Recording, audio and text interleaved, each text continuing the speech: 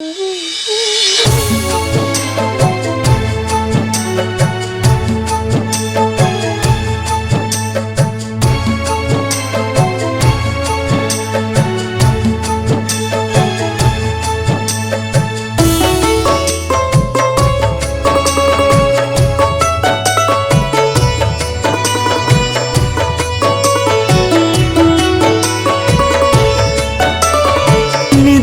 नहीं लागे हमके जब से अइल सहरिया। चंचल मनवा उड़ उड़ जावे ले रोज खबरिया। निदिया नहीं लागे हमके जब से अइल सहरिया। चंचल मनवा उड़ उड़ जावे ले रोज खबरिया। कैसे हुई बिना हमरे हो गौआ हमार। कैसे हुई बिना हमरे हो गौआ हमार।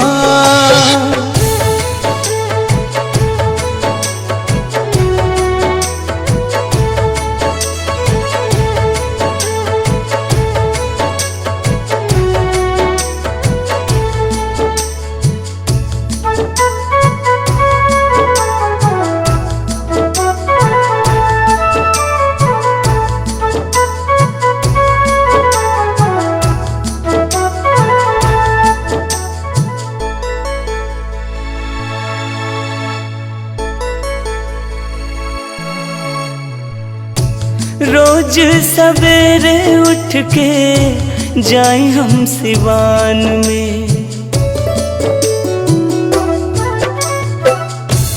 रोज सवेरे उठ के जाई हम सिवान में। घूमिला हो डाड़े मेरे खेत खलिहान में। घूमिला हो डाड़े मेरे खेत खलिहान में। चढ़ते सावन झलुआ झूली गाई खूब कजरिया। जोनहरी के खेत में बाल भुजाला बरसत रहे बदरिया। बलिया खाई मौज उड़ाई मिले खुशियाँ पार। कैसे हुई बिना हमरे हो गौआ हमार।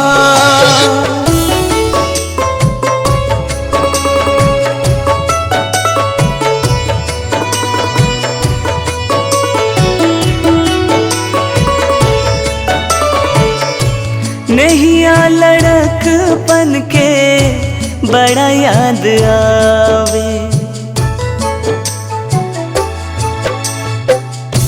नैया लड़कपन के बड़ा याद आवे। जिंदगी ने छावर कर दी इतना उभावे। जिंदगी ने छावर कर दी इतना उभावे। निरखत झटपट पलक झुकावत लुकत लजात नयनवा। कई के रोज बहाना आवे हमसे मिले मचनवा। संग में मिल के गाई गावत जाई गीतिया हजार। कैसे हुई बिना हमरे हो गौआ हमार।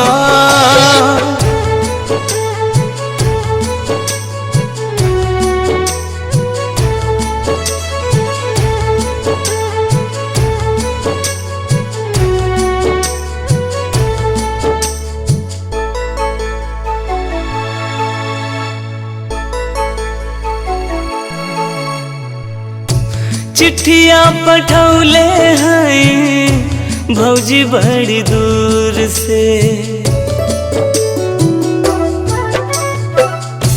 चिट्ठिया पठौले हैं भौजी बड़ी दूर से। छुट्टी लेके देवर भ्रमर आई है जरूर से। छुट्टी लेके देवर भ्रमर आई है जरूर से। राखी लेके राह निहारे रसिक का बहनिया। अम्मा बाबू आस लगाए कब चमकी हो चंदनिया। कहिया बन के हैं DM साहिब बेटवा हमार।